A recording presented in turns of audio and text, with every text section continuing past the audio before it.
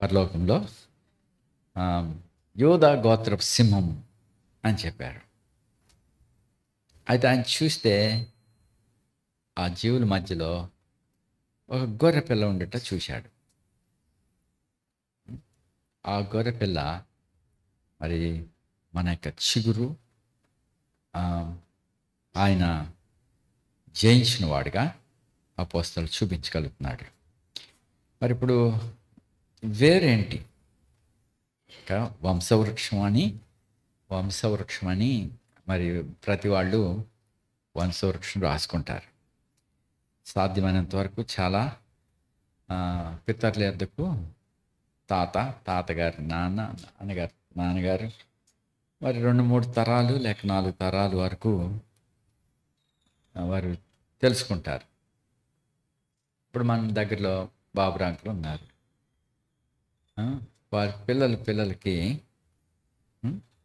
ఆయన తాతగారు,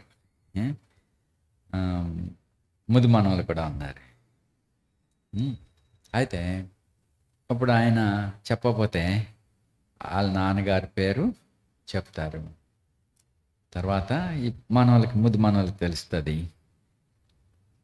ఇంకా వారి తాతగారు వరకు వెళ్తారు. ఆ తర్వాత ఇంకా కిందకి పోవాలంటే నాకు తెలియదని చేతులు ఎత్తేస్తారు. తెలియదు. మనందరము అలాంటి నిబంధన లేని, దేవుడు లేని అన్యజనులమై ఉంటిమి. ఇప్పుడైతే యేసుక్రీస్తు ప్రభుని మనం అంగీకరించినందుకు మనము మారు మనసు ఇవ్వబడింది. ఇప్పుడు నేచురల్ స్వభావము, మన యొక్క జాతి స్వభావం కట్ చేయబడి మరి అబ్రహాం యొక్క సంతానం యొక్క స్వభావంలోనికి మనం ఎదుగు నిమిత్తం, ఆ యొక్క తత్వం మనలో ఏర్పడిన నిమిత్తం మరి పరిశుద్ధాత్ముడు మనకి ఆ మనసును రూపాంతరపరుస్తున్నాడు. అదే జాతులకి వాటి బుద్ధులు ఉంటాయి. అయితే ఇప్పుడు క్రీస్తు యేసు యొక్క వంశావళిలోనికి, అబ్రహాం యొక్క సంతానంలోనికి తీసుకురావడం. ఇక్కడ జక్కని చూడండి, ఇతడును అబ్రహాం కుమారుడే. అందరూ అబ్రహాం కుమారులు కదా, యూదులందరూ అబ్రహాం సంతానమే. అయితే తను నమ్మిన యూదులతో ప్రభు అన్నాడు, మీరు నా మాట వింటే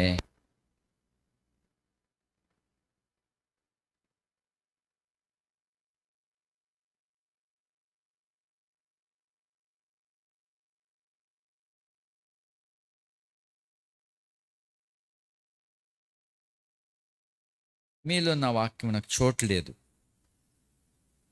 అన్నాడు. వాటిలో వేరే ఉన్నాయి, వారి హృదయంలో వేరే వేరే సంగతులు ఉన్నాయి. అందుని బట్టి వారు దేవుని వాక్యం నాకు వాటిలో చోటు లేదు. చూడండి, యోహాను సువార్త 8వ అధ్యాయంలో, యోహాను సువార్త 8వ అధ్యాయం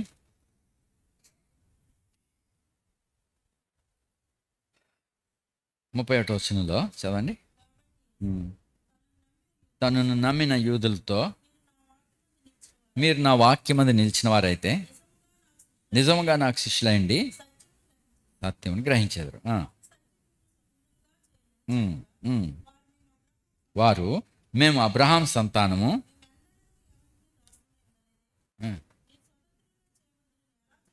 ఎన్నడూ ఎవరికి వీళ్ళకి లేఖనాలు తెలుసా? వీళ్ళు దేవుని వాక్యం వారిలో ఉందా?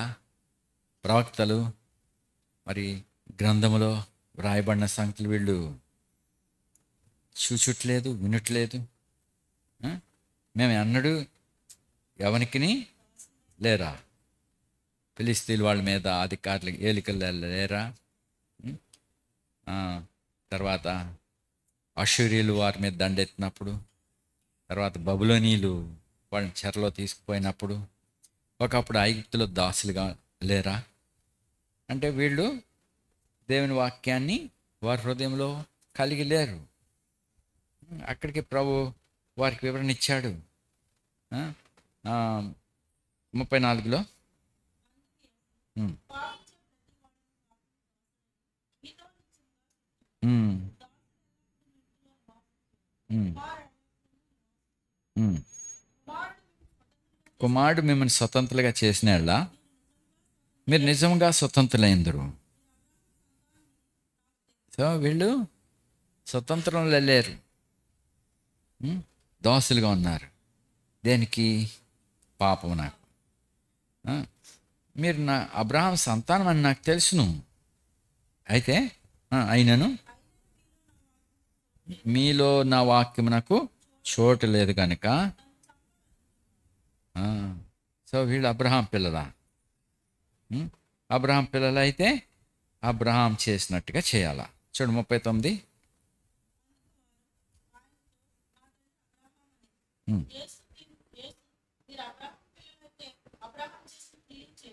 సో మీరు మా తండ్రి అబ్రహాం అయితే మీరు అబ్రహాం పిల్లలు అయితే ఏం చేయాలా?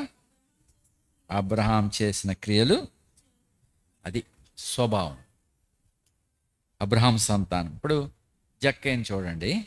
జక్కయ్య యూదుడే, అయితే అతడు సుంకరి కదా, లేక ట్యాక్స్ కలెక్టర్, సుంకం వసూలు చేసుకునే పాట పెట్టుకున్నవాడు. సంతలోనికి వచ్చే గంపలు లేక షాపుల దగ్గర, ఆ సంతలో వ్యాపారుల దగ్గర ట్యాక్స్ కలెక్ట్ చేసేవాడు. మరి సంవత్సరానికి ఇంత మరి పన్ను కట్టాలా, మరి పాట పాడినప్పుడు దాన్ని వసూలు చేసుకుంటాడు. కాబట్టి మరి ఇప్పుడు బలవంతంగాను లేక అక్రమంగాను ఎక్కువ వసూలు చేసేవాడుగా ఉన్నాడు.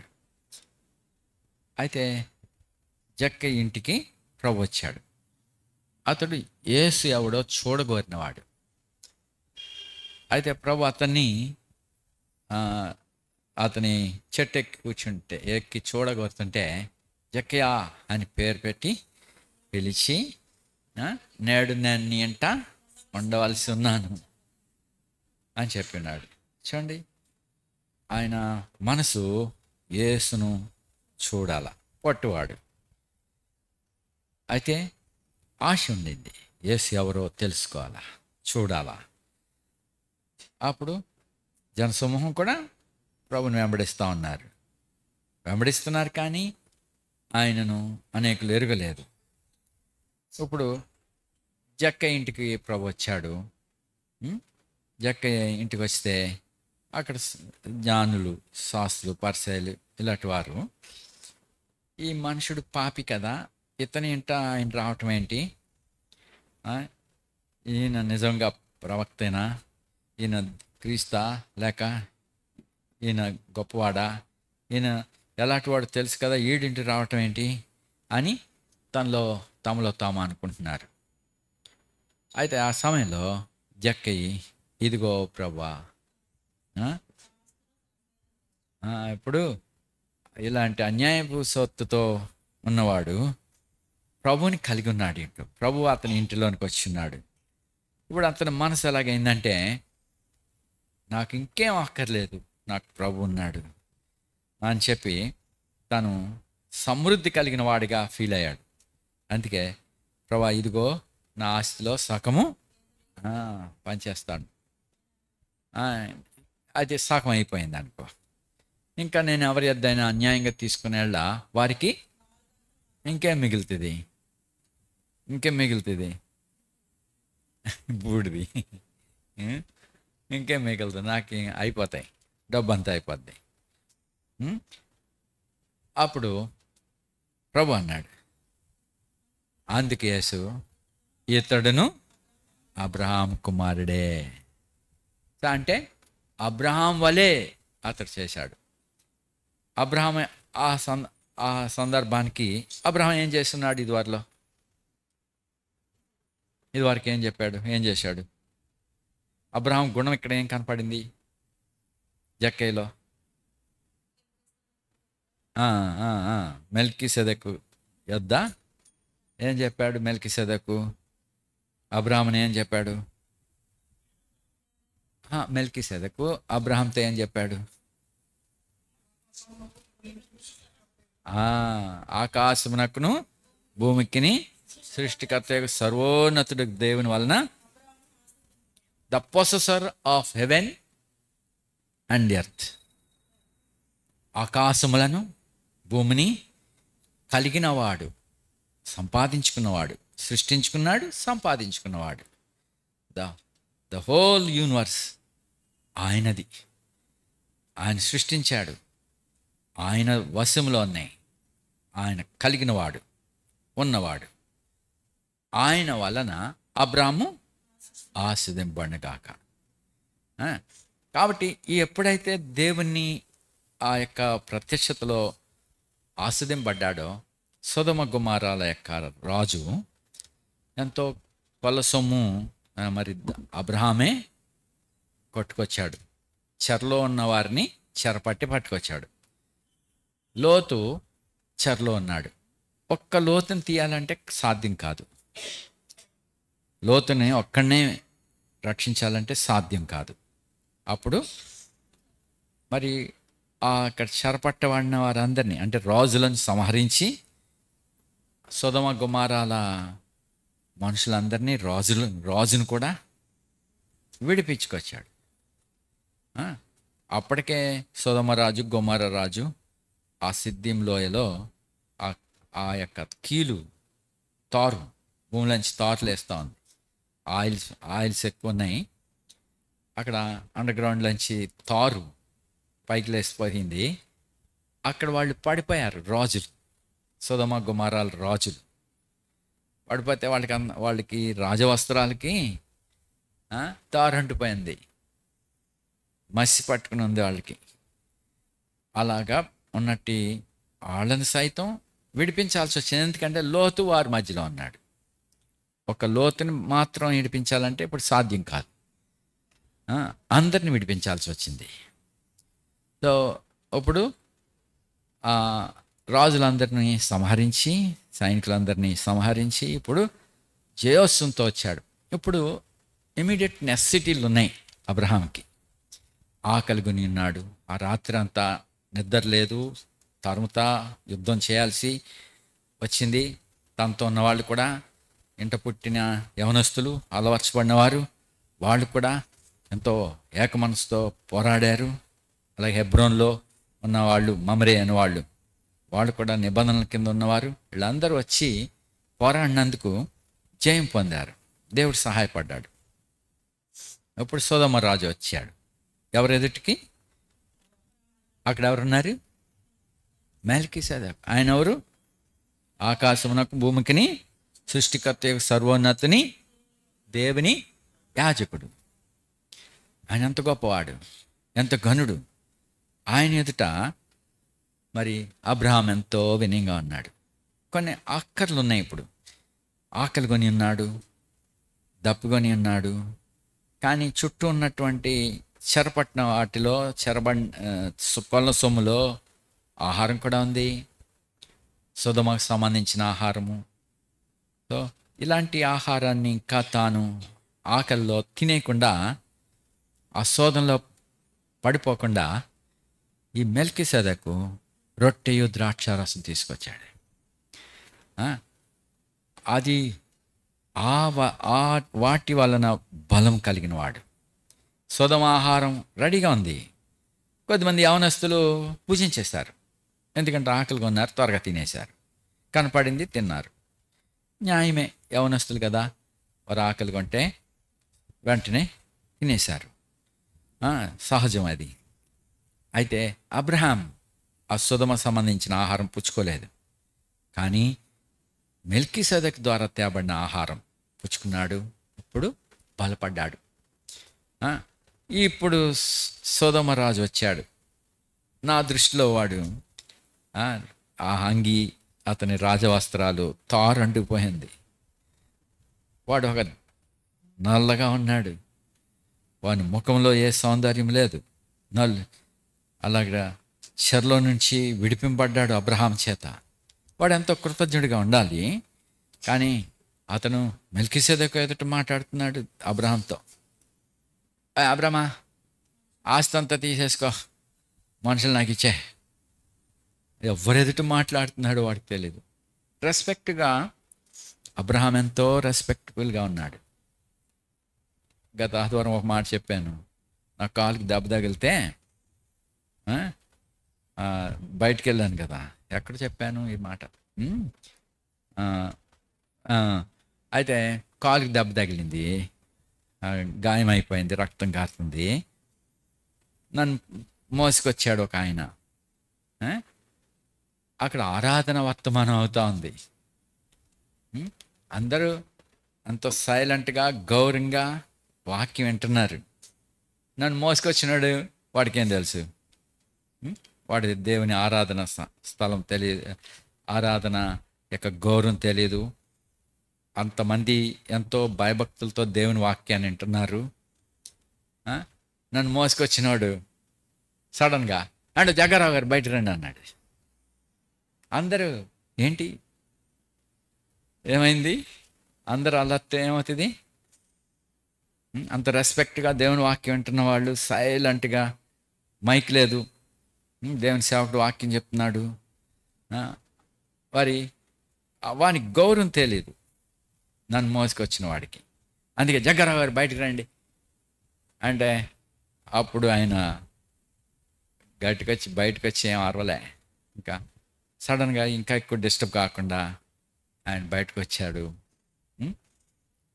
బయటకు వచ్చాక అతను గట్టిగా మాట్లాడకుండా ఆపేసి నా కాలు గాయం చూసి మరి ఆ కండవా చింపి కొట్టిగట్టి ఇంకెవరు ఇద్దరు సహోదరులు బయటకు వచ్చాయి. నో నో నో బయట రావద్దు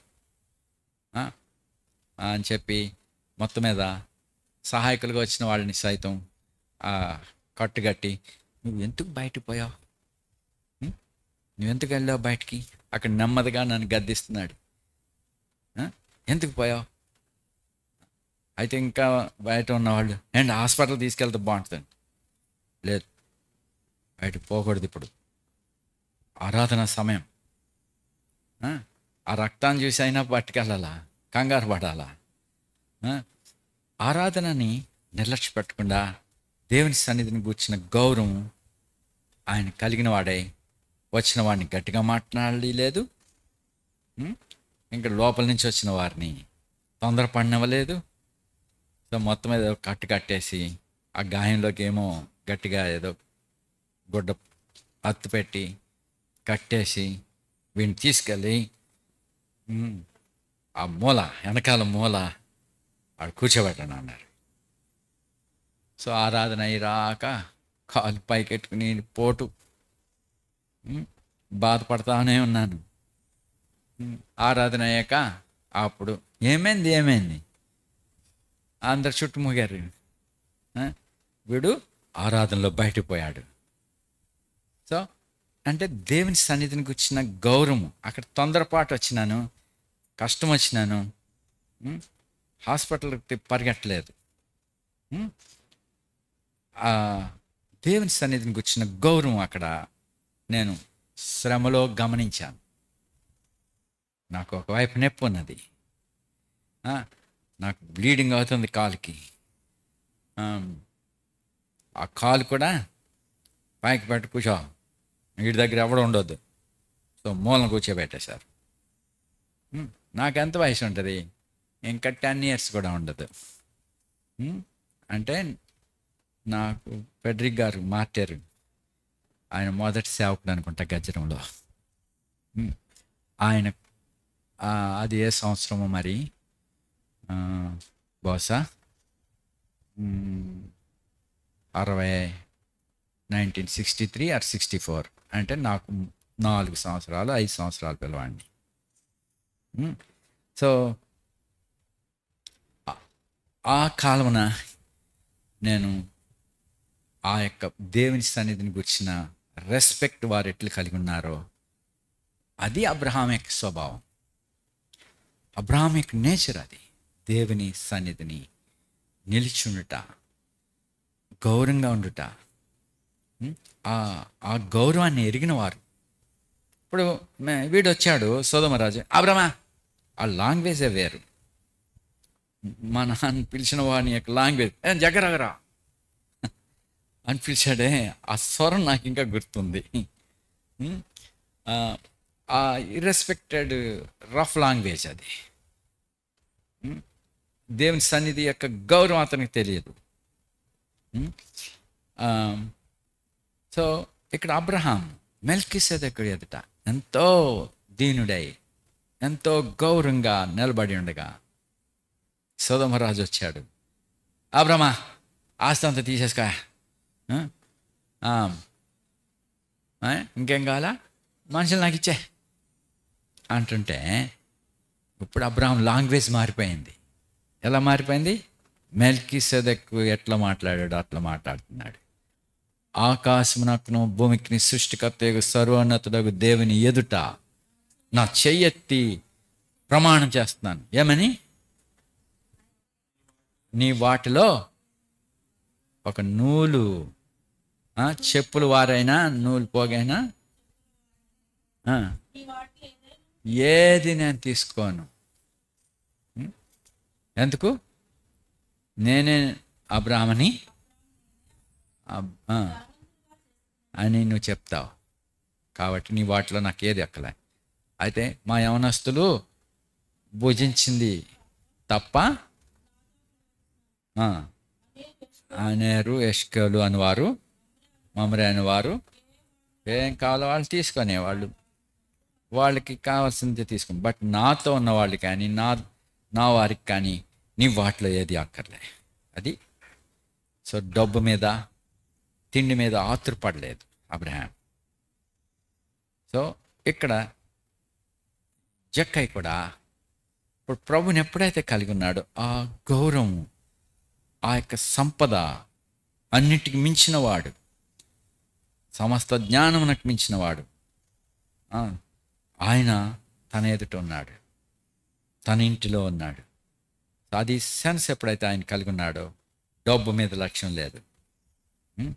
మరి తాను దేవుని కలిగి ఉన్నాను, ఆ సంతృప్తితో డబ్బుని నిర్లక్ష్యపెట్టాడు. సో సగం ఆస్తి పేదలకి, ఇంకా ఏమైనా మిగిలింది అది అన్యాయంగా సంపాదించింది 4 గంటలు పిలిచి ఇచ్చేశాడు. సో ఇతడును అబ్రహాము. అందుకే మనము లేఖనాలు ఎరగాల, ధర్మశాస్త్రం ఇది.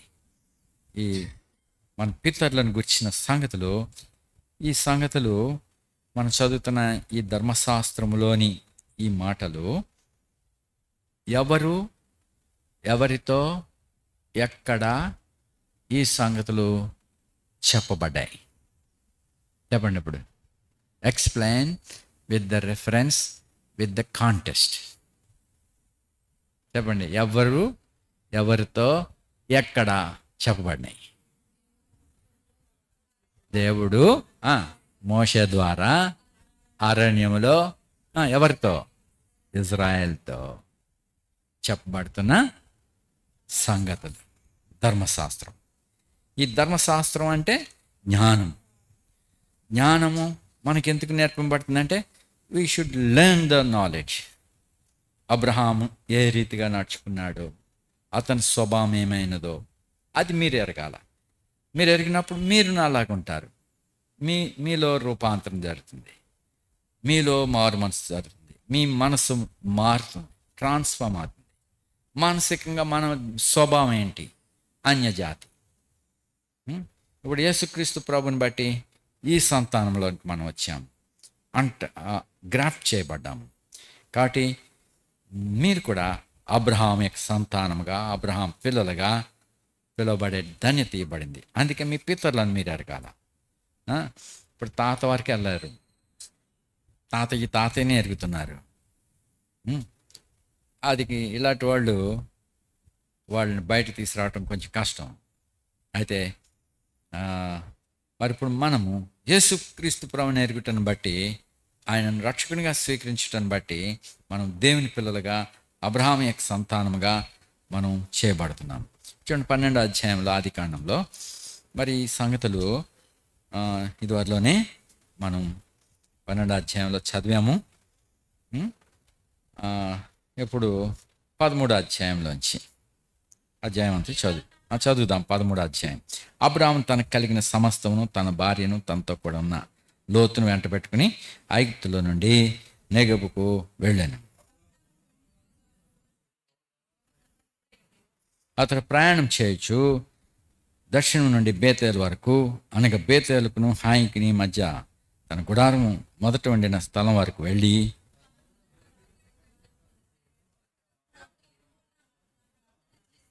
అబ్రాముతో కూడా వెళ్ళిన లోతుకును గొర్రెలు, గొడ్లు, గుడారములు ఉండెను కనుక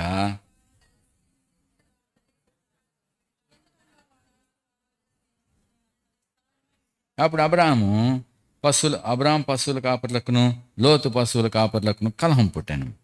ఆ కాలమందు కనానీయులు, పెరిజీలు ఆ దేశంలో కాపురం ఉండేది.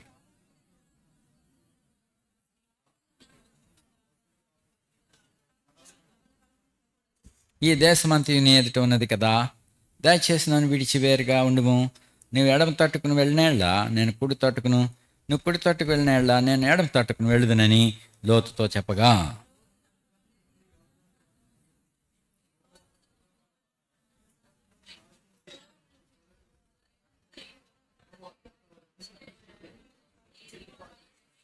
కాబట్టి లోతు తనకు యోర్దాను ప్రాంతం అంతటిని ఏర్పరచుకుని తూర్పుగా ప్రయాణం చేశాను. అట్లు వారు ఒకరినొకరు వేరైపోయారు.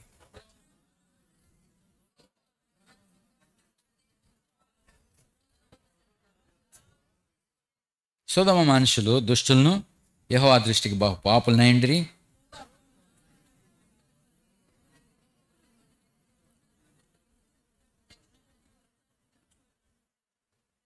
ఎందుకనగా నువ్వు చూచున్న ఈ దేశమంతటిని నీకును నీ సంతానమునకును సదాకాలం ఇచ్చేదను.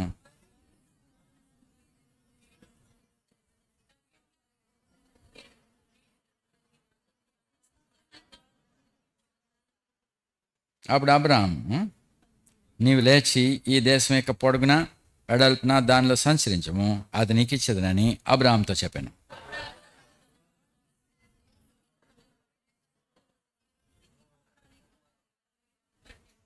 ప్రార్థించుదాం. నమ్మకమైన దేవా, కృపగల తండ్రి, ఇప్పుడు చదివిన లేఖన భాగములను మా కొరకు ఆస్వాదించి కొన్ని మాటలు మాకు ఇమ్ము. ఈ చిత్తానుసారంగా మమ్మల్ని దర్శించు. అబ్రాహాం యొక్క సంతాన స్వభావం మాలో ఏర్పరచు దేవా. మా మనసు మారి రూపాంతరం పొందినట్లుగా సహాయపడు. ఇంకను పాత వేరు యొక్క స్వభావం నుండి మమ్మలను ప్రభా మార్చి అబ్రాహాం యొక్క సంతాన స్వభావం మాలో నింపమని ప్రభా, వేరు యొక్క సారము మా ద్వారా వచ్చి మేము చిగురించినట్లుగా క్రీస్తు యేసు మనసు మాలో నింపమని యేసు ప్రభువును వేడుకుంటున్నాం తండ్రి.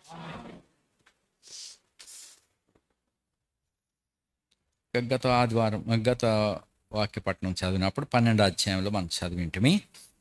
అబ్రహాము ఆ దేశమునకు వచ్చినప్పుడు షెకెమునందలి ఒక స్థలం రాక దేశ సంచారం చేసి మోరే దగ్గర సింధూర వృక్షంలో చేరాను. అక్కడ ఒక బలిపీఠాన్ని కట్టాడు కదా. మరి తర్వాత బేతేలుకి హాయికి మధ్యలో ఒక బలిపీఠాన్ని కట్టాడు. అక్కడ ఏం చేశాడు? గతసారి మనం ఈ 2 బలిపీఠాల గురించి చదివిన్నాం. మరి ఆ దేశానికి వచ్చినప్పుడు ఆల్రెడీ అక్కడ కనానీయులు ఉన్నారు. ఆ షెకెం దగ్గర అక్కడ దేవుని చేత దేవుని యొక్క బలాన్ని కలిగిన వాడే ఉన్నాడు. అక్కడ బలం కలిగిన యోధులు ఉన్నారు, కనానీయులు. వారి ఎత్తర్లు, బలం గలవారు, కఠిన హృదయాలు. అలాంటి వారి మధ్య ఒక అల్పుడిగా, పరాయివాడిగా, పరదేశిగా ఆ దేశానికి వచ్చాడు. షెకెం అనగా భుజం. మరి మోరే జ్ఞానం, టీచింగ్, జ్ఞానం నేర్పింపబడ్డ. సో అక్కడ బలిపీఠం కట్టినప్పుడు దేవుని యొక్క బలాన్ని కలిగిన వాడే దేవునికి కృతజ్ఞతాస్తుతి చేసి ఉన్నాడు. చూడండి, మనం కూడా బలం కలిగినప్పుడు, ఆరోగ్యం కలిగినప్పుడు మరి దేవునికి స్తుతి చెల్లించము. దేవునికి దేవుడిచ్చిన ఈ కృపకై వందనాలు చెల్లించం. కృతజ్ఞతాస్తుతి చెల్లించకపోవటం అపాయంలో ఒకటి. అపాయకరమైన కాలము వచ్చిందని చెప్పారు. అందులో ఒకటి కృతజ్ఞత లేకపోవట. ఆ బలిపీఠము దేవుని యొక్క కృతజ్ఞతాస్తుతికి సాదృశ్యంగా ఉంది. ఇక్కడ రెండవ బలిపీఠము ఏంటి? అక్కడ ప్రార్థన చేసినటువంటి సందర్భం. సో శ్రమ వచ్చింది అక్కడ, ఆ స్థలములలో భయం కలిగింది. సో భయం కలిగినప్పుడు, శ్రమ కలిగినప్పుడు ప్రార్థన. మరి సాధారణంగా బాధ, భయము కలిగినప్పుడు ప్రార్థన చేస్తాం. కానీ సమృద్ధి, బలము, ఆరోగ్యము కలిగినప్పుడు ఏం చేస్తాం? మర్చిపోతాం. ఇది స్వభావం, ఇదే అపాయం. కృతజ్ఞత లేకపోతే అపాయం. సో ప్రతి విషయానికి కృతజ్ఞత కలిగి ఉండాలి మనం. సరే, మనం భక్తి కలిగి ఉండటానికి, సంపూర్ణమైన భక్తి కలిగి ఉండటానికి అపోస్తలుడు ఒక రహస్యాన్ని ఇస్తున్నాడు. చూడండి, తిమోతికి రాసిన పత్రికలో మనం సంపూర్ణ భక్తియు, మాన్యతయు, నెమ్మదిగాను, సుఖముగాను బ్రతుకు నిమిత్తము.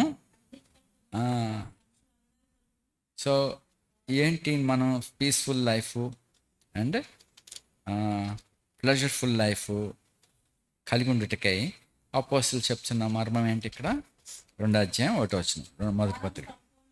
మనము సంపూర్ణ భక్తియు, మాన్యత అంటే చెప్పండి తెలుగే. మాన్యత ఇంగ్లీష్ బైబిల్ ఉన్న వాళ్ళు చెప్పండి పోనే. మాన్యత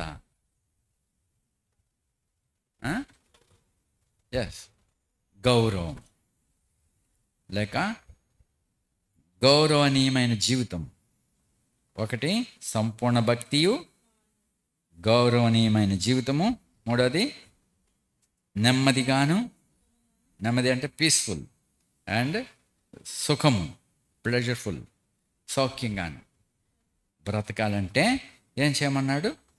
అన్నిటికంటే అందరి కొరకు అంటే రాజుల కొరకు ఏం చేయాలా? విజ్ఞాపనలో ఇంకో మాట ప్రార్థన. ఒకవైపు విజ్ఞాపన, ఇంకొక వైపు కలిపి ఒకటే.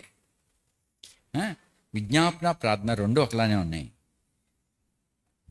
Intercessions and prayer. సో దేవునికి మనవి చేయటం, తర్వాత దేవునికి ప్రార్థన చేయటం. ఇంకోటి యాచన. యాచన అంటే అడుగుకొనుట. ఈ చేసి ఈ ప్రజలు బాధల్లో ఉన్నారు, మీ వంతు ఏమైనా సాయం చేయండి, లేకపోతే పలానా వ్యక్తికి ఇలా చేయనాయనా అని బతిమాలి కనికరాన్ని కోరుకునేదాన్ని యాచన అంటారు, అడుక్కుంటా అంటారు. ఈ మాట నేను ఎక్కువ ఇష్టపడను. మనం దేవుని పిల్లలు, అడుక్కుంటాం ఏంటి? దేవుని దగ్గర అడుక్కుంటాం ఏంటి? కుమారుడైతే తండ్రిని, పరలోక తండ్రిని ఏమని పిలుస్తాం? పరలోకమందున్న మా తండ్రి అని పిలుస్తావు. ఆయన సృష్టికర్త, మనకు సార్ కాదు. ఆయన ఈజ్ అవర్ ఫాదర్. అందుకే ఆయన దగ్గరికి గమ్మున వెళ్ళి హత్తుకోవచ్చు. యేసు ప్రభు ఆయన ఏమి మనకి రెవరెండ్ కాదు. మనకి రెవరెండ్ అంటే అయ్యగారు కాదు. ఆయన ఈజ్ అవర్ బ్రదర్. కానీ ఐగుప్తులో యోసేపు ప్రభు, ఐగుప్తు అంతటికి ప్రభు. రాజాజ్ఞ ఏం చెప్తుంది? అతను ముందుకు వెళ్ళేవాడు ప్రతివాడు బౌ డౌన్, వంగి మోకరించి మాట్లాడాల. అతని సన్నిధిలోనికి వెళ్ళాలంటే వంగాల్సిందే. అది యోసేపు, అది రాజాజ్ఞ. కానీ రూబేను, షిమ్యోను, లేవి, యోదా, ఇస్సాకారు, ఇలా ఈ 12 11 మంది సహోదరులు, వాళ్ళకి ఎవడైనా యోసేపు సహోదరుడు. అయినప్పటికీ అతను ఐగుప్తు అంతటికి ప్రభు. రాజాజ్ఞ ఏం చెప్తుంది? ముందు వంగి నమస్కరించాలా, మోకరించాలా ఆయన ఎదుట. మరి ఇప్పుడు ఆయన అంత హోదాలో ఉంటే రూబేన్ కానీ, షిమ్యోన్ కానీ, లేవి కానీ ఇది వాటిలో ఏం చేసేవారు? ఆ నాన్నగారి ఇంట్లో ఉండగా ఆయన ఏం చేసేవారు? యోసేఫ్ని నాన్నగారు లేని టైంలో కొట్టేసేవారు. కొట్టేసేవారు ఆయన్ని. మరి బాధలు పెట్టేవారు, అసూయపడ్డారు, ఆడి మీద పళ్ళు నూరేవారు. వాళ్ళు చెడ్డ పనులు చేసేటి వాళ్ళు సహోదరులు. వాళ్ళని సరిచేయ నిమిత్తం చాడీలు చెప్పలేదు, కానీ చాడీల కొరకు చెప్పలేదు. వాళ్ళు ఇబ్బందిలో పడుతున్నారు, అపాయంలో పడతారు కాబట్టి తండ్రి ద్వారా వాళ్ళకి బుద్ధి నేర్పించాలనుకునే ఆశ అతడు కలిగి ఉండినాడు. అందుకని మరి తండ్రి కూడా అతన్ని ఎక్కువగా ప్రేమిస్తున్నాడు, అందుకే అసూయపడ్డారు. ఇప్పుడు అతను అమ్మివేసి ఉండినారు. ఇప్పుడు ప్రభు అయినాడు ఐగుప్తు అంతటికి. ఇప్పుడు వాళ్ళు సైతము సహోదరుడు అయినప్పటికీ యోసేఫ్ ఎదుట సాగిలపడాలా. మరి ఇప్పుడు అలాగే జరిగిపోయింది. అయితే ఐగుప్తులు అందరినీ పంపేశాడు. వారికి తాను బయలుపరుచుకున్నప్పుడు ఐగుప్తులు ఎవడునూ అతని ఎదుట లేరు. ఆ 12 మంది అంటే యోసేఫ్తో కలిసి, తన సహోదరులతో కలిసి ఆ ఇంటిలో తాను ఎవరో వారికి తెలియపరచుకున్నాడు. ఎంతవరకు వారికి తెలియదు తన ఐగుప్తుకి ప్రభు అని, ఆయన తమ సహోదరుడు అని వారికి తెలీదు. వాళ్ళు తెలియపరచుకునేటప్పుడు వారందరిని ఎలగొట్టి, ఐగుప్తీలందరిని ఎలగొట్టి వారిని దగ్గరికి వచ్చి, నా దగ్గర రండి, నేను మీరు అమ్మివేసిన యోసేపుని. అయినా బాధపడవద్దు, ఇది మన మేలు కొరకే జరిగింది, ఈ విషయాన్ని మీరు మనసును పెట్టుకోవద్దు, దేవుడే ఈ కార్యం చేశాడు అని చెప్పి నన్ను ముట్టుకోండి. తర్వాత నా కళ్ళు చూడండి, తమ్ముడి కళ్ళు చూడండి, నేను మీ వాడిని. సో వారందరినీ దగ్గర చేర్చుకుని హత్తుకుని వారిని విషయమై ఎంతో సంతోషంతో మరి ఆ యొక్క కలయిక, ఆ యొక్క సన్నిహితమైన రీతికి వచ్చినప్పుడు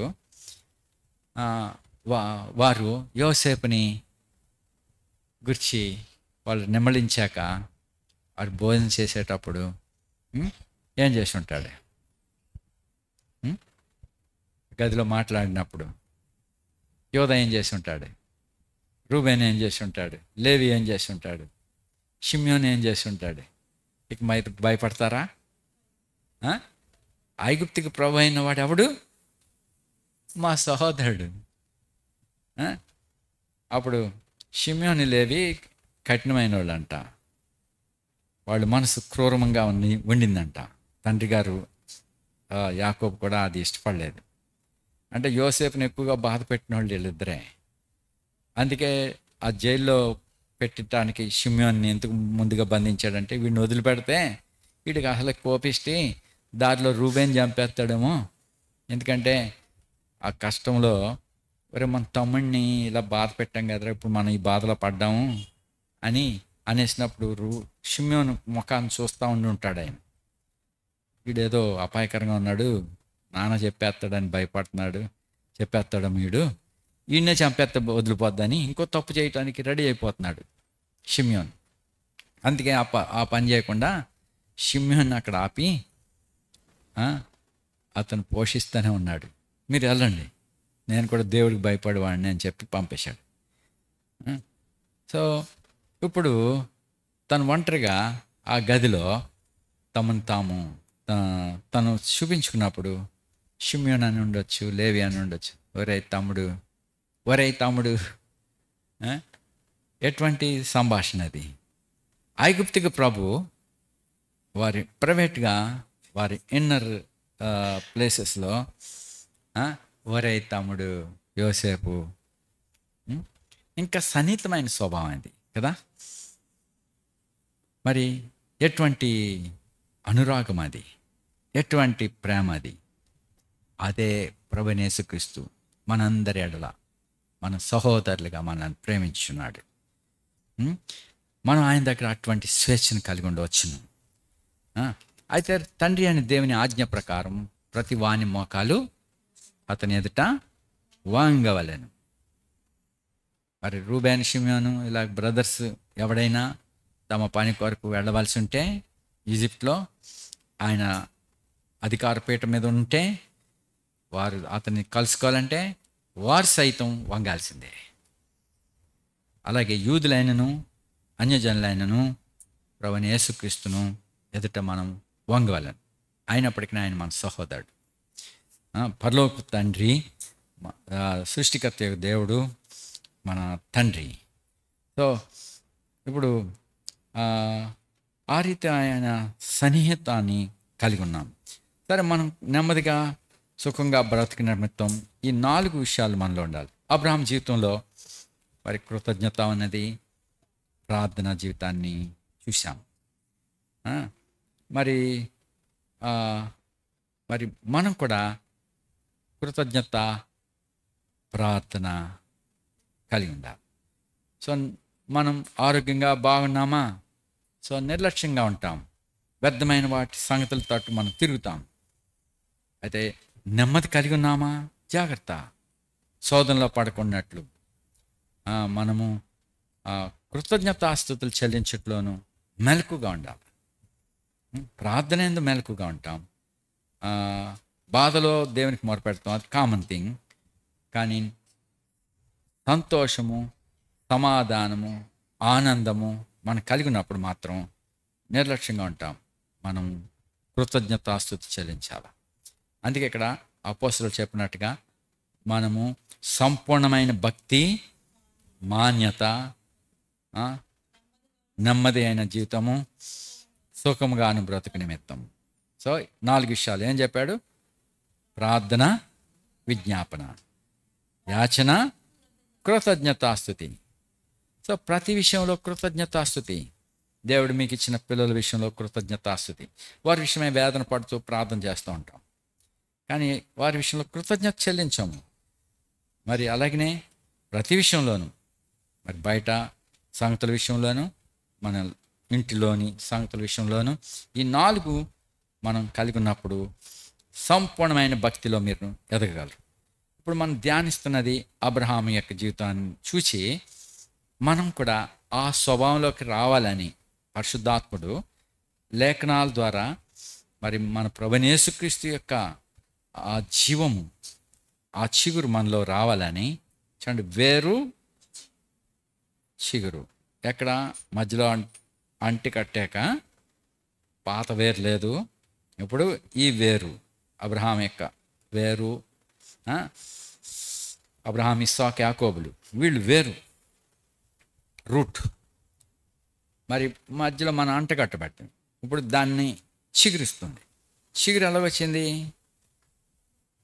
వేరు యొక్క సారము.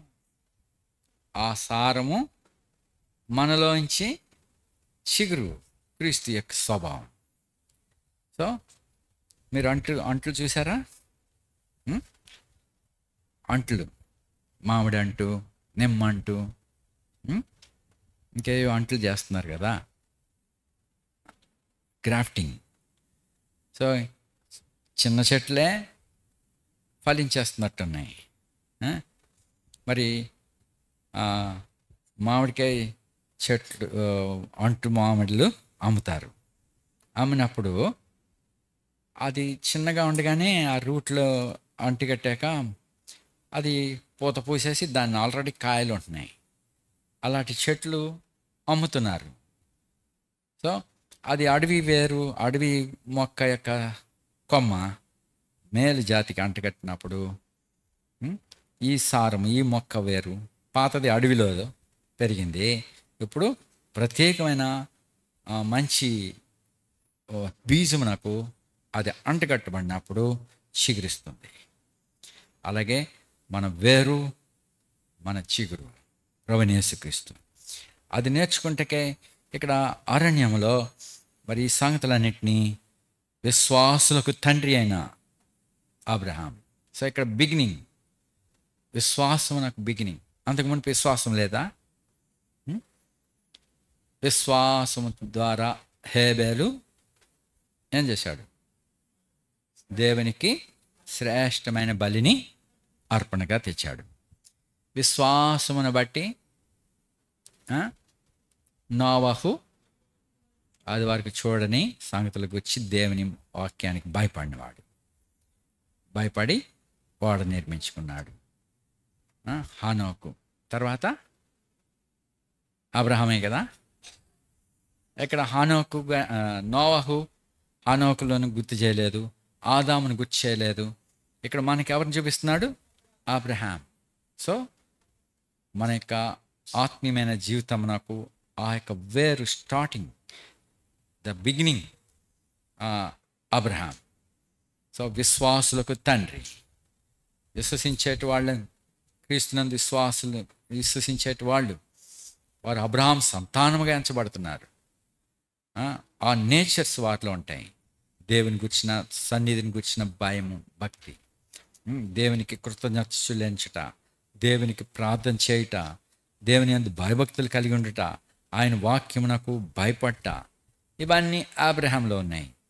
సో మరి ఇక్కడ ఇజ్రాయేలీలు ఏమైనారో, ఎవరి వారో, ఎక్కడి నుంచి వచ్చిన వారో, ఆ రూట్ని వారికి అరణ్యంలో మోషే ద్వారా దేవుడు వారికి తెలియపరుస్తున్నాడు. ఇక్కడ మొదటి 2 బలిపీఠాలు చూసాం.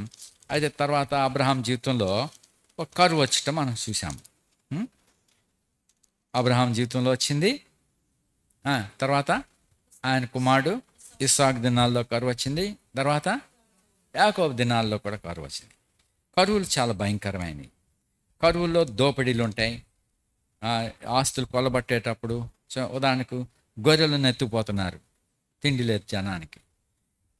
మీకు ఇన్ని గొర్రెలు ఉన్నాయి, ఎన్ని ఉండాలి అని చెప్పి దోచుకునే వాళ్ళు ఉంటారు. గొర్రెలను తీసుకుపోతుంటే వాళ్ళు ఊరుకుంటారా?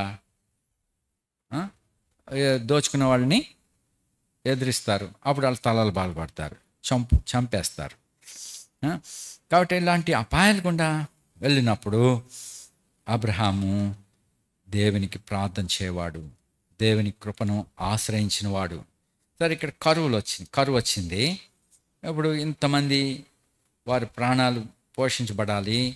ఐగుప్తుకు వెళ్ళాడు. ఐగుప్తుకు వెళ్ళినప్పుడు అక్కడ దేవుని భయం లేకపోతే చూసి భయపడినాడు. శారాతో చెప్పాడు, మా నువ్వు చక్కని దానిగా ఉన్నావు, అయితే నన్ను చంపేసి నేను తీసుకుని వెళ్ళిపోతారేమో, కాబట్టి వాళ్ళకి చెప్పు, నా సహోదరు అని చెప్పు అని చెప్పాడు. అలాగనే ఆ స్త్రీ యొక్క సౌందర్యాన్ని చూసి రాజుగారికి చెప్పారు, ఫరోకి. ఫరో ఇంటికి తీసుకుపోబడింది. అయితే అబ్రహాం ఏం చేస్తాడు? ఇప్పుడు ప్రార్థన చేస్తాడు, ప్రభువా క్లిష్ట పరిస్థితిలో ఉన్నాను. డైరెక్ట్గా భార్య అని చెప్తే ఆయన చంపేస్తారు. సో ఉపద్రవంలో ఉన్నారు. లోకంలో మనం కూడా మరి అలాంటి పరిస్థితులు గుండా వెళుతున్నప్పుడు మరి ఒక బ్లండర్ నుంచి ఇంకో బ్లండర్లో పడే అపాయంలో ఉన్నది. అందుకే ఆ బ్లండర్లో పడిపోకుండా నా సహోదరి అని చెప్పాడు. ఇంకో బ్లండర్ చెప్పాడు. అయినా ఇది సగం నిజం. ఆయన భార్యే. ఆమె ధర్మశాస్త్రం లేని కాలం అది. తండ్రి కుమార్తె. ధర్మశాస్త్రం వచ్చినాక తండ్రి కుమార్తెనైనా, తల్లి కుమార్తెనైనా, మేనత్తనైనా వివాహము చేసుకోకూడదు. మరి లోతు కూడా తన కుమార్తెలనే భార్యలుగా వారి బిడ్డల ద్వారా, కుమార్తెల ద్వారా సంతానం తెచ్చుకున్నాడు. అది ధర్మశాస్త్రం లేని కాలం. మరి న్యాచురల్గా జరుగుతున్న బయట సంగతులు అవే. పావురాలు చూడండి. పావురాలు తల్లి తండ్రి 2 గుడ్లను, తల్లే గుడ్లు పెడుతుంది, పొదిగేది 2 పొదుగుతాయి. పొదిగాక ఆ 2 గుడ్లు, ఒకటి మగది ఆడది తయారవుతాయి. ఆ పిల్లలుగా ఉన్నప్పుడు అవేమి సహోదరులు, బ్రదర్ అని, అంటే వాళ్ళిద్దరూ అక్క చెల్లి, లేక తమ్ముడు లేక చెల్లెలు. సో వాళ్ళు ఫ్యామిలీ. ఒక తండ్రికి తల్లికి పుట్టిన లేక పొదిగిన బిడ్డలు, బ్రదర్స్. అవి పెద్ద అయినాక అవి ఏమవుతాయి? కప్పులు అవుతాయి. పూర్వము మరి ఆదామును మొదలుకొని ఇజ్రాయేలీలకి ధర్మశాస్త్రం ఇవ్వబడేంత వరకు ఉమ్, ఆ, ఇది రిస్ట్రిక్షన్లో లేదు. ఆ, ఆ తర్వాత ధర్మశాస్త్రం వచ్చినది. ఎందుకంటే వారు ఇతరుల వలె కాకుండా ప్రత్యేకమైన ఆరోగ్యకరమైన సంతతిగా వారు ఉండాలని. ఆ, మరి ఆ, ప్రభు వారికి కొన్ని నియమాలు ఇచ్చాడు. ఆ, ఇప్పుడు ఆయన సహోదరియే సగం అబద్ధం, అయినా అతని భార్య షారా. సో తను తప్పించుకునే నిమిత్తం ఇలాగా చెప్పవలసి వచ్చింది. ఆ, అయితే ఇప్పుడు అతడు ప్రార్థన చేయవాడు కాబట్టి ఫరో ఇంట్లో నెమ్మది లేదు. మహావేదనలు వారి ఇంట్లో ప్రవేశించినాయి. అప్పుడు ఎందు విషయం ఇది వచ్చిందని వారు తెలుసుకున్నారు. అతడు ఎందుకంటే దేవునికి మొరపెట్టాడు కాబట్టి, అలాగే హెబ్రీలు అయిన సహోదరులైనా సరే ఎవడైనా అప్పు ఇచ్చినవాడు వాడిని నిర్బంధించి నా డబ్బు చెల్లించట్లేదు నువ్వని చెప్పి వాళ్ళు ఏదైనా పడుకునే బెడ్షీట్ అయినా కప్పుకునే బెడ్షీట్ అయినా పట్టుపోయాడు అనుకో, అక్కడ ఏం చెప్పాడు? వాడు ఆ రాత్రి చలికి బాధపడుతూ ప్రభా నాకు ఈ బెడ్షీట్ లేదు అని మొరపెట్టాడు అనుకో, పట్టుపోయిన వాడికి ఏమవుతుంది? పట్టుపోయిన వాడికి బాధ కలుగుతుంది. అందుకే అలా తీసుకెళ్ళొద్దని చెప్పాడు ప్రభు, కనికరం కలిగి ఉండమని. సరే, ఇక్కడ ఇతను భార్యను పట్టుకెళ్ళిపోయారు.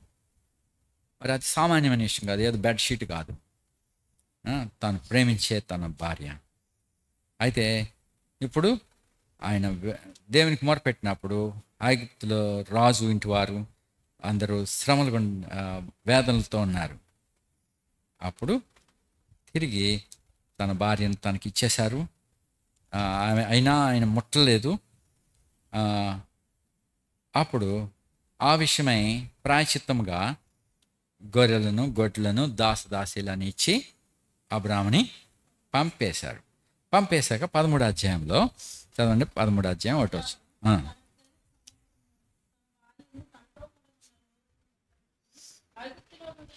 నేగెబుకు వచ్చాను.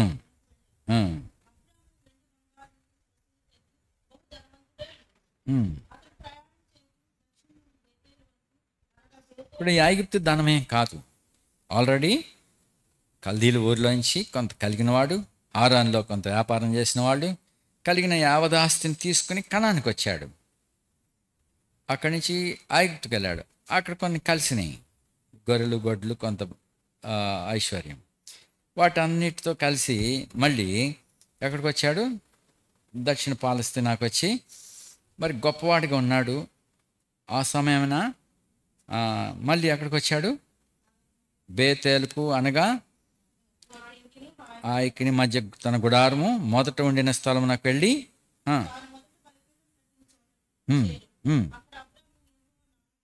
సో అక్కడ మళ్ళీ ప్రార్థన చేశాడు. సో అక్కడ మరి దేవునికి ప్రార్థనా బలిపీఠం కలిగి ఉన్నాడు. సో అయితే ఈ సమృద్ధిలో, ఎందుకంటే కరువు కాలం దోచుకునేవాళ్ళు, చంపేసేటి బందిపోటు వాళ్ళు ఉంటారు. భద్రత కావాలి. అందుకే దేవుని పిల్లలు ఎల్లప్పుడూ ప్రార్థనలో ఉండాలి. దురాత్మల సమూహము మరి అనేకులను అవిధేయులైన వారిని ప్రేరేపిస్తాడు, కలవరపరుస్తాడు. కాబట్టి దేవుని పిల్లలు ప్రార్థన జీవితమును, ఆ యొక్క బలిపీఠమును కలిగి ఉండాలి. ఇది మనం నేర్చుకోవాల్సిన సంగతి. తర్వాత అయితే ఇప్పుడు కలిగి ఉన్నారు, భద్రపరచబడుతున్నారు. అయితే ఇంకో సమస్య వచ్చి పడింది. ఏంటి? వారు కలిసి నివసించుటకు 5వ వచనం.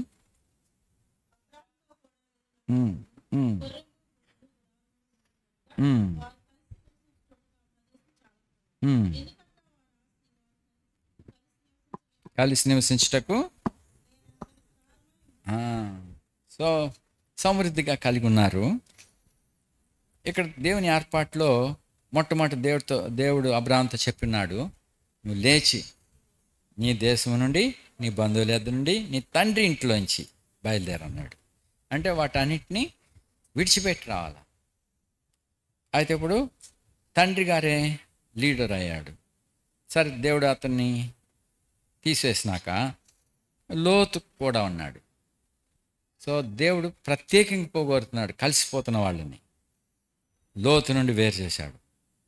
దీనికి వేరు అవటానికి ఏమొచ్చింది? కలహాలు వచ్చినాయి. కలహం ఎందుకు వస్తుంది? కలహం దేనికి కారణం? భోగేచ్ఛలు. మీలో కలహములు, యుద్ధములు దేని బట్టి వస్తాయి? మీలో ఉన్న భోగేచ్ఛలు. సో జగడము, కలహాలు భోగేచ్ఛలు బట్టి వస్తాయి. కాబట్టి అక్కడ ఎవరున్నారు ఆ స్థలంలో? చూడు, 7వ వచనం. అబ్రాహాము పశువుల కాపరులకును కలహం పుట్టాను. అక్కడ ఎవరున్నారు? కనానీయులు, పెరిజ్జులు. ఆ దేశంలో అన్యుల దగ్గర వాళ్ళు ఉన్నారు. మరి అటు సమయాల్లో మరి ఇప్పుడు గొడవలు అవుతా ఉంటే, వీళ్ళు కొట్టుకుంటా ఉంటే, ఎక్కడైనా కొట్లాట అయిందనుకో, అప్పుడు ఏమవుతుంది చెప్పండి? చెప్పరే? అటు ఇటు ఉన్నవాళ్ళు పరిగెత్తుకొచ్చి ఎడదీయటానికి ప్రయత్నిస్తారు. తర్వాత ఈ టగ్ ఆఫ్ ఫోర్గా ఉంది. అప్పుడు కొద్దిమంది వీళ్ళ పక్షంగా, కొద్దిమంది వాళ్ళ పక్షంగా ఉండి వీళ్ళు చెప్పుకుంటారు, ఇగో మమ్మల్ని ఎలా చేస్తున్నాడు వీడు, అలా చేస్తున్నాడు అని చెప్పి వాళ్ళు చెప్పుకుంటే అప్పుడు వాళ్ళు సభ ఏర్పరిచి కొద్దిమంది అబ్రాహాము పక్షంగా ఉంటారు, కొద్దిమంది లోతు పక్షంగా ఉంటారు. ఎందుకంటే అక్కడ ఎవరున్నారు? కనానీయులైన పెరిజ్జీలు, కనానీయులు, పెరిజ్జీలు అక్కడ ఉన్నారు. వాళ్ళు వీళ్ళ మధ్య తీర్పర్లు అయిపోతారు. అందుకనే ఈ కలహాన్ని ఆపేయటానికి మరి అబ్రాహాము లోతుని పిలిచి ఏమన్నాడు? We are brethren. చూడు, 8వ వచనం. మన బంధువులు, మన బ్రదర్స్ రా. మనం దెబ్బలాడుకుంటామంటే ఇగో వీళ్ళు వచ్చి మనల్ని న్యాయం తీరుస్తారు. సో దేవుని పిల్లలుగా మరి ఇలాంటి భోగేచ్ఛల వలన మరి ఈ కలహాలు వస్తాయి. కాబట్టి వాటిని, కలహాలకి దూరంగా ఉండటం మంచిది. అలాంటి నష్టపోయినా పర్వాలేదు. మనం బంధువులము, లేక మన సహోదరులము. నా పశువుల కాపర్లకి, నీ పశువుల కాపర్లకి కలహం ఉండదు. ఇది మనయే, ఈ గొర్రె మందే, ఆడెత్తిపోయాడు, లేకపోతే ఈ మనుషుడు మనవాడు, అతను లాగేసుకున్నాడు, వీళ్ళు అబ్రాహాము వాళ్ళు, వీళ్ళు లోతు వాళ్ళు. సో ఇది లోతులో ఉంది ఎంకరేజ్మెంట్. దానికి అతనిలో ఆ మనసు ఉన్నది. కాబట్టి మరి ఇప్పుడు అబ్రాహాము పిలిచి, రే మన బ్రదర్స్ రా, మనకి గొడవలు ఉండకూడదు, కనానీయుల మధ్యలో ఉన్నాం మనం, వాళ్ళు మన మీద ఏలికలుగా అవుతారు. అలాగే ఇప్పుడు సహోదరులే గొడవలు పడి కొట్టుకున్నాక పోలీస్ స్టేషన్కి వెళ్తారు. పోలీస్ స్టేషన్కి వెళ్ళాక వాళ్ళ దగ్గర తీసుకుంటారు, వీళ్ళ దగ్గర తీసుకుంటారు.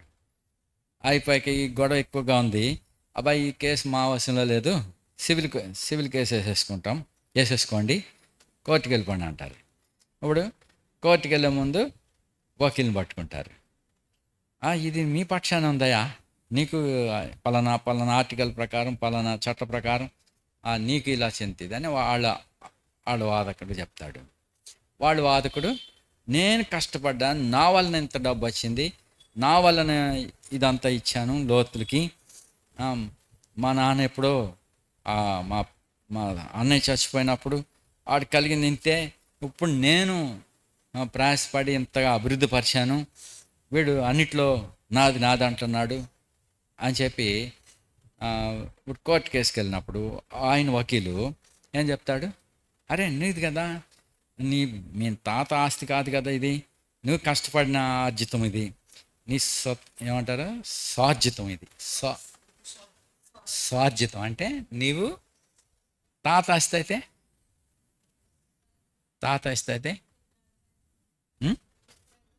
పిత్రార్జితం అయితే ఏంటి చెప్పండి. నేను అమ్మేసుకుంటే కుదరదేక. నా పిల్లలు మైనర్స్ అయితే నేను అమ్మేస్తే వాళ్ళ పర్మిషన్ అక్కర్లే. నా పిల్లలు మేజర్స్ అయ్యాక ఇది నాది అంటకలేదు. నా పిల్లలు దాన్ని ఆపేయచ్చు, నేను అమ్ముతానన్నా కానీ. అది పిత్రార్జితం. అయితే పిత్రార్జితం కొంచెమే, కానీ ఇప్పుడు అబ్రాహాము యొక్క ఆర్జితం, సొంత ఆర్జితం అంటే కష్టపడి సంపాదించింది. ఇప్పుడు నా దాంట్లో వాటాకు వస్తున్నాడు వీడు. దీనికి అడ్వకేట్ దగ్గరికి వెళ్తే నీ ఆస్తి ఆడికి ఇందులో లేదు, ఆడుకున్నది ఇచ్చి పంపేయండి. నాకు కుదరదు అని పలానా ఆర్టికల్ ప్రకారం నేను కూడా వీళ్ళతో శ్రమ పడ్డాను. సో అబ్బాయి మందే అయిపోద్ది కేసు, 1,00,000 అంటాడు లోతుకి. అరే అది నువ్వు కష్టపడ్డది, నీ ఆర్జితం, నువ్వు 1,00,000 అని ఆ లాయర్ చెప్తాడు. ఇంత తయారైపోయాక జడ్జిమెంట్ వచ్చేద్దాం అనుకునేలాగా ఇప్పుడు పైన కూర్చున్నవాడు కేసు వాయిదా పడింది, ఎప్పుడు 4 నెలల తర్వాత వేస్తాడు. 4 నెలలకి మళ్ళీ రాబాయ్ మన ఇప్పుడు జడ్జిమెంట్ సీట్లోకి వెళ్ళింది, మందే అయిపోద్ది, త్వరగా కట్టేస్తారు, మరి ఇంకా దీనికి ఇంత అవుతుంది అని ఆడు అడుగుతాడు. ఆ ల్యాండ్ ఆస్తి 20 లక్షలు అనుకో, ఈలోగా 20 వాయిదాలు 30 వాయిదాలకి వెళ్ళి ఖర్చులన్నీ ఈ జడ్జిమెంట్లో ఉన్నవాళ్ళు ఆ లాయర్లు తినేస్తారు. సో ఇది కలహాల వల్ల వచ్చే నష్టాలు. ఈ పెరిజీలు, ఈ కనానీలు అలాంటి వారు వాళ్ళని జడ్జిలుగా పెట్టుకుంటే భౌతికంగా నష్టపోతారు. మన బ్రదర్స్, మా బంధువుల్లో ఒకడు, అంటే మా తండ్రి యొక్క పిన్ని గారి కొడుకులు ఇద్దరు, వాళ్ళ కొడుకుల్లో చిన్నవాడికి మా నాన్న యొక్క మేనమామ కూతురిని వివాహం చేశారు. అంటే వాళ్ళకి కూడా మేనమామే, మా నాన్నకి మేనమామే. వాళ్ళు ఆస్తులు పంచినప్పుడు పెద్ద రకంగా మామయ్య గారే మధ్యలో ఉండి పంపకాలు చేశాడు. ఇప్పుడు కూతురిని ఇచ్చిన మామగారు కదా, అదిలోకి మేనమామ, ఈ పెద్దవాడికైనా చిన్నవాడికైనా, కానీ కూతురిని ఇచ్చిన దగ్గర సంబంధం ఉంది కదా. ఇప్పుడు పంచేటప్పుడు ఏం చేశాడు తెలుసా, చిన్నవాడికి ఎక్కువ ఏదేది లాభకరంగా ఉంది, ఏది సారవంతంగా ఉంది, ఆ ల్యాండ్స్ అన్నిటినీ వాడికి కేటాయించాడు. వాడు చాలా పెద్ద ఆస్తిపరులు, మోర్ దెన్ 100 ఏకర్స్ ఉన్నాయి వాళ్ళు.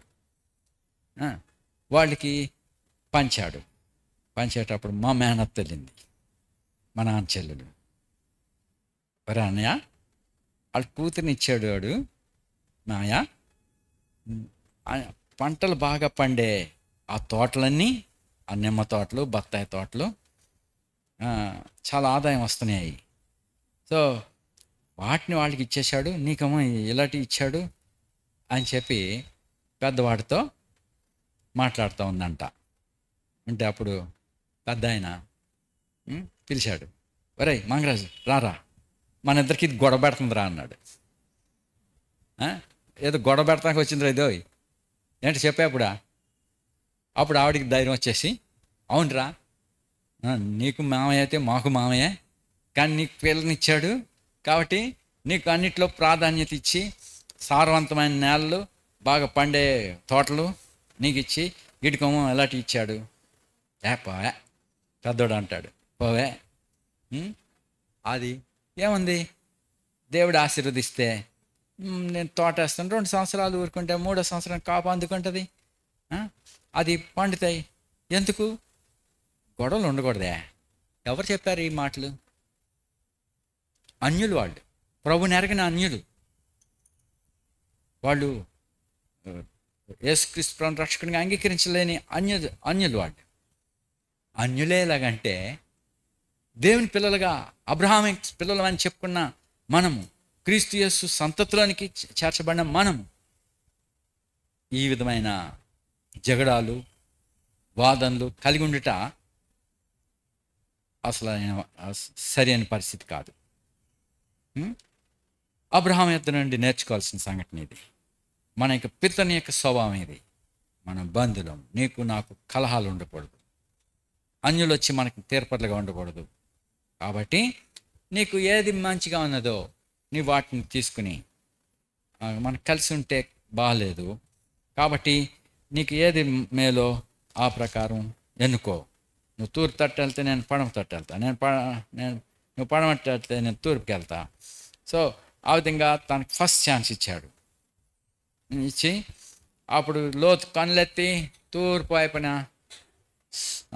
సొదొమ తట్టు చూశాడు. అది నాశనం కాకముందు ఎలా ఉంది? యెహోవా తోట వలెను ఐగుప్తు దేశం వలె ఉన్నది. సో ఆ ప్రాంతాన్ని అనుకున్నాడు. సో నిజమే, సారవంతమైన నేల, గొర్రెలకు మంచి అనుకూలమైనది, నీళ్లు రెడీగా ఉంటాయి. ఈ కొండలు అంటే ఏముంటాయి? కొండల్లో రొప్పలు ఉంటాయి, అక్కడెక్కడో ఏర్లు ఉంటాయి, అక్కడ పోవాలి నీళ్ళు తెచ్చుకోవాలంటే.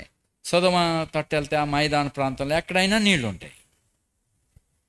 కాబట్టి నీళ్లు ఎటు ఉన్నాయో అటు తను తోట వైపు వెళ్ళిపోయాడు. లోతు తూర్పు వైపుగా యోర్దాను ప్రాంతాన్ని ఏర్పరచుకున్నాడు, అలాగే వేరైపోయాడు. అబ్రాహాము కనాన్లో నివసించాను. తర్వాత సొదొమ గుమారాల్లో ఉన్నట్టి వాళ్ళు ఎలాగుంటారు? దుష్టులను పాపులనేండి. సో తను అపాయంలోకి వెళ్తున్నాడు అనే సంగతి అతనికి తెలియలేదు. అభివృద్ధిలోనికి వెళ్తున్నాను అనుకున్నాడు, కానీ అతను వెళ్ళిపోయాడులే. కానీ ఇప్పుడు అబ్రాహాము అతను వెళ్ళిపోయిన వెంటనే ప్రభు ఏం చేశాడు? లోతు అబ్రాహాముని విడిచి 14 వచ్చిన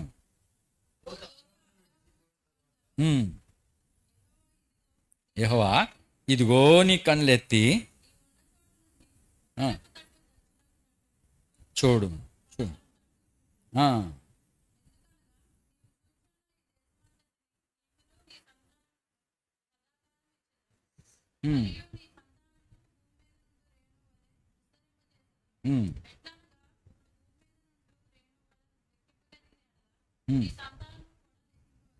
సో దేవుడు వాగ్దానం చేస్తున్నాడు.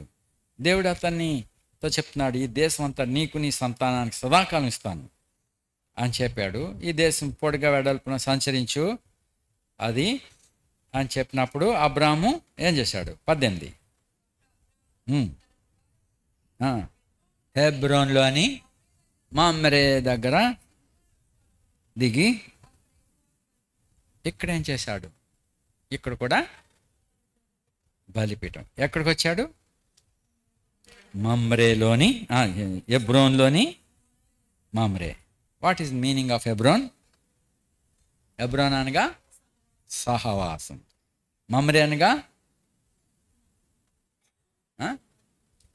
విగరస్ లేక బలము. బలము సహవాసములోను ఏమన్నది? బలం ఉన్నది. ఇంకో మాటలో ఐక్యమత్యమే మహాబలం. సో హెబ్రోన్లో అనగా అక్కడ సహవాసం. ఎవరితో సహవాసము? అక్కడ మమ్రే, ఇంకెవరు అన్నారు? అక్కడ ఒప్పుదలు చేసుకున్నాడు కదా 13 వచనంలో, నెక్స్ట్ చాప్టర్లో 13. అప్పుడు అతడు ఎష్కోలు సహోదరుడు ఆనేరు సహోదరునైనా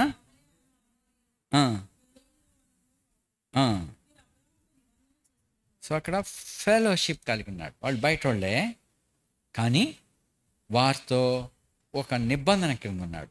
నాకు కష్టం వస్తే మీరు రావాలా, మీకు కష్టం వస్తే మేమందరం మీ పక్షంగా నిలిచి పోరాడతాం.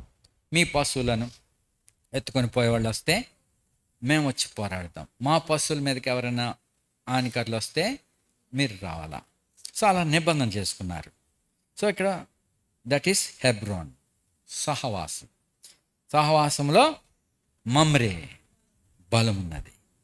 సో అక్కడ దేవుని యొక్క బలాన్ని, సహవాసం యొక్క బలాన్ని కలిగిన వాడే దేవునికి బలిపీఠాన్ని కట్టాడు. సో మరి ఈ అనుభవాలు మనలో ఉండాలి. సహవాసంగా దేవుని సన్నిధిలో దేవునితో సహవాసం. చూడండి, మొట్టమొదట షెకెం దగ్గర ఒక బలిపీఠం. మరి దేవుని బలాన్ని కలిగి దేవుని స్తుతి చెల్లించాడు. మరి ఇప్పుడు బేతేలుకి హాయికి మధ్యలో బలిపీఠం, అక్కడ ప్రార్థన. ఇక్కడ మూడో బలిపీఠం హెబ్రోన్లో మమ్రే, సహవాసములో బలిపీఠం. అక్కడ దేవునికి ప్రార్థన చేయట, దేవుని స్తుతించుట అనేది. కాబట్టి ఈ అనుభవాలు మనలో ఉండాలి. మరి మనం ఒంటరిగా ఉన్నలా పడిపోతాం. అందుకే సహవాసం అవసరం, దేవుని ప్రజలతో సహవాసం. మరి ఒంటరి భక్తి, ఒంటరి జీవితం కాదు. వ్యక్తిగతంగాను, కుటుంబంగాను, సంఘంగాను మనము దేవుని సన్నిధి కలిగి ఉండాలి. అప్పుడు దేవుడు మనల్ని నడిపించగలడు, దేవుడు మనకు బలాన్ని ఇవ్వగలడు. పరిస్థితులు కరువైనా, యుద్ధములైనా, మరి వేదనలైనా, పరిస్థితులు చెడిపోయినప్పుడు దేవుడు ఎట్టి రీతిగా అతన్ని భద్రపరుస్తూ వచ్చాడో మనం ఇక్కడ నేర్చుకోగలుగుతున్నాం. కాబట్టి మనం కూడా యాత్రలో ఉన్నాం, ఈ పరాయి దేశంలో ఉన్నాం. మనం ఈ లోకం మంది కాదు, మీరు లోక సంబంధులు కారు. అబ్రహాం కూడా లోక సంబంధి కాడు. అందుకే దేవునితో సహవాసం కలవాడు. కాబట్టి దేవుడు దేనికి శిల్పి నిర్మాణకుడై ఉన్నాడో ఆ పునాదులు గల పట్టణానికి ఎదురు చూసినట్టుగా మనం కూడా పైనున్న వాటిని ఎదగాలి. కాబట్టి ఇక్కడ మనం నేర్చుకోవాల్సిన సంగతులు, పితరుల్లో ఈ అనుభవాలు మనం తెలుసుకుని వీటిని అనుసరించుటకు ప్రభు ఆత్మ మనల్ని నడిపించగా ప్రార్థిస్తాం. నమ్మకమైన దేవా, రాత్రి సమయంలో నీ పరిశుద్ధ లేఖనాలు, అబ్రహాం జీవితాన్ని మేము ఇప్పుడు చూస్తూ వస్తున్నాం. అబ్రహాం యొక్క సంతాన స్వభావం మాలో కలచేయం దేవా. మరి మా మనసు మారి రూపాంతరం అందున్నట్లుగా మాలో కార్యం చేయము. నీ వాక్యాన్ని బట్టి ఉన్నాలి. నీ వాక్యము ద్వారా మమ్మల్ని రెన్యూ చేయమని అడుగుతున్నాం. మా పాత జీవితం, పాత బుద్ధి, ఈ జాతి బుద్ధి అన్నీ తొలగించి వేసి ప్రభా అబ్రహాం యొక్క సంతాన స్వభావం మాలో నింపమని, క్రీస్తు స్వభావం మాలో నింపమని మమ్మల్ని అందరినీ వాసాన్ని తెచ్చున్నాం. ఇక్కడ కూడా వచ్చిన నీ పిల్లలందరి మీద నీ ముఖ కాంతిని ప్రకాశం చేయము. నీ ముఖాన్ని చూసేవారుగా చేయము. నీ ముఖాన్ని చూసేటి వారు నేను పోలిన వారే. పెనుయేలు దేవుని ముఖం, యాకోబు మోసగాడు దేవుని ముఖాన్ని చూసినప్పుడు ఇజ్రాయేల్ అయినాడు. అతని మనసు మారింది. ప్రభా దైవ స్వభావంలో అతడు తీసుకురాబడ్డాడు. కాబట్టి ప్రభా మేము నీ ముఖాన్ని చూసి వారిగా చేయము. మేము అనేక ముఖాలు చూస్తున్నాం, పలానా వారు ఇలాంటి వారు అలాంటి వారు అని వాళ్ళని గురించి చెప్పుకునేవాళ్ళం. ప్రభా అయితే వారి ముఖాలు చూడక ప్రభా నీ ముఖాన్ని చూసినట్లుగా మా కన్నులు తెరవము. వ్యర్థమైన సంగతుల నుంచి మా మనసును త్రిప్పివేయము. ప్రభా నీ సత్యమందు మమ్మల్ని ప్రతిష్ఠించమని మా ప్రియరక్షకుడు యేసుక్రీస్తు వారి అత్యున్నతమైన మరొకసారి నీ ముఖ కాంతి నీ బిడ్డల మీద ప్రకాశం చేసి కరుణించము, ఆశీర్వదించము, సమాధానంతో నింపమని యేసు ప్రభువును ప్రార్థించి వేడుకుంటున్నాం తండ్రి. మన తండ్రి అయిన దేవుని ప్రేమ, ప్రభువైన యేసుక్రీస్తు కృపయు, పరిశుద్ధాత్మ యొక్క సహవాసం మనకి ఇప్పుడు సదాకాలం తోడైండును గాక. ఆమేన్. Praise Lord, praise lord.